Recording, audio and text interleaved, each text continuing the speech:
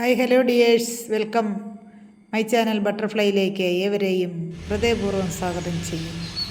ഞാനിന്നിവിടെ ഒരു ചെറിയ വീഡിയോ ആയിട്ടാണ് എത്തിയിരിക്കുന്നത്. തായ്ലൻഡ് പ്ലാവാണ് കേട്ടോ, കുട്ടി പ്ലാവാണ്. ചക്കകളൊക്കെ കുട്ടി ചക്കയാണ്.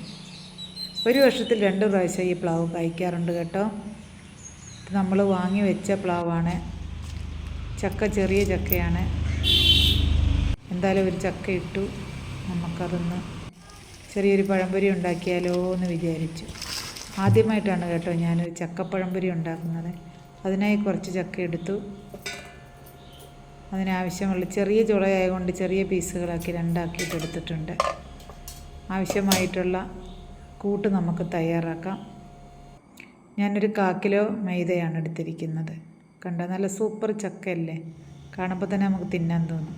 അങ്ങനെ വെളിച്ചെണ്ണ ചൂടായി കഴിയുമ്പോഴത്തേക്ക് തയ്യാറാക്കി ഞാൻ വെച്ചിരിക്കുന്ന മാവ് 1/4 കിലോ മൈദ, 2 ടീസ്പൂൺ അരിപ്പൊടി കൂടി എടുത്തിട്ടുണ്ട്. കുറച്ച് ചക്ക പഴുത്തതായതുകൊണ്ട് ക്രിപ്സിയാകാൻ ജീരകം പൊടിച്ചിട്ടിട്ടുണ്ട്. അതോടൊപ്പം ലേശം ഉപ്പും മധുരം ബാലൻസ് ചെയ്യാനായിട്ട് ഏലക്കയും പൊടിച്ച് ചേർത്തിട്ടുണ്ട്. മാവ് തയ്യാറായി ഇരിക്കുന്നു. അതിലേക്ക് ചക്കകൾ ഓരോന്നോരോന്നായിട്ട് പെറുക്കിയിട്ട് മാവ് നല്ലോണം ഒന്ന് പുരട്ടിയെടുത്ത്, വെളിച്ചെണ്ണ ചൂടായി കിടക്കുന്നതാണ്, അതുകൊണ്ട് നമുക്കങ്ങോട്ട് ഇടുമ്പോഴേക്കും നമുക്കത് സൂപ്പറായി കിട്ടും. ഇത് ചക്കപ്പഴംപൊരി ഉണ്ടാക്കാത്തവർക്ക് വേണ്ടിയിട്ടും തിന്നാത്തവർക്ക് വേണ്ടിയും മാത്രം ഡെഡിക്കേറ്റ് ചെയ്യുന്നു. ഒരുപാട് ഡിയേഴ്സൊക്കെ ഇത് ചെയ്തിട്ടുണ്ടാവും. ഞാൻ ആദ്യമായിട്ടാണ് കേട്ടോ ഇങ്ങനെ ചക്കപ്പഴംപൊരി ഉണ്ടാക്കുന്നത്.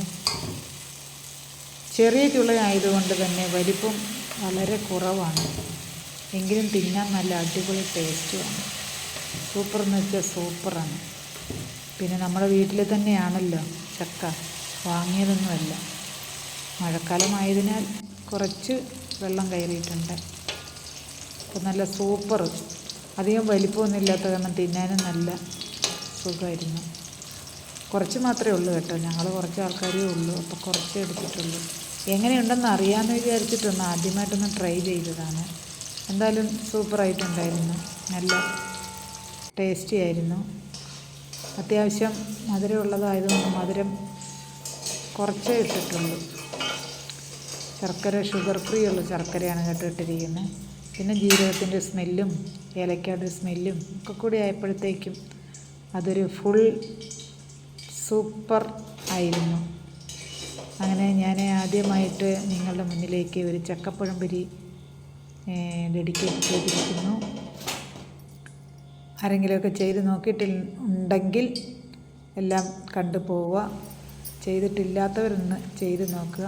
നല്ല അടിപൊളി ടേസ്റ്റി ആയിരുന്നു കേട്ടോ. നല്ല അടിപൊളി എന്ന് വെച്ചാൽ അടിപൊളി തന്നെ. നമ്മൾ വീട്ടിൽ തന്നെ നമ്മൾ തന്നെ സ്വയം തയ്യാറാകുന്നത് വെളിച്ചെണ്ണയിലാണ് കേട്ടോ.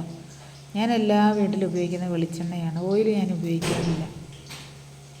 എപ്പോഴും എന്തിനും ഞാൻ വെളിച്ചെണ്ണ മാത്രമേ ഉപയോഗിക്കാറുള്ളൂ. അപ്പോൾ എന്തായാലും നിങ്ങളെല്ലാവരും എൻ്റെ ഈ വീഡിയോ കണ്ടതിൽ ഒത്തിരി സന്തോഷം. Thank you so much.